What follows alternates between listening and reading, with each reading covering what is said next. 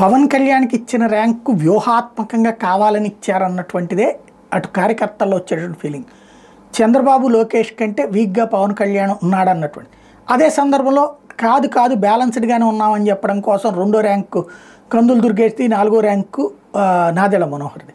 చంద్రబాబు గారు 6లో ఉన్నారు, లోకేష్ గారు 8లో ఉన్నారు, ఇక్కడ 10. సరే, ఫైళ్ళని క్లియరెన్స్ అన్నటువంటి పాయింట్. ఇక్కడ విశేషం ఏంటంటే పంచాయతీరాజ్ వ్యవస్థలో కీలకమైన సంస్కరణలు తీసుకొస్తున్నాడు పవన్ కళ్యాణ్. ఊళ్ళల్లో రోడ్లు వేయించడం దగ్గర నుంచి, వాళ్ళ డబ్బులు వాళ్ళకు వచ్చేటట్టు చేయడం దగ్గర నుంచి అనేక కార్యక్రమాలు. అట్లాగే అటవీ శాఖకు సంబంధించి ఎప్పటికప్పుడు రివ్యూ చేస్తున్నాడు, యాక్షన్ తీసుకుంటున్నాడు. అదే సమయంలో పర్యావరణానికి సంబంధించి యాక్షన్స్ తీసుకుంటున్నాడు. ఇవన్నీ యథావిధిగా నడిచిపోతున్నాయి.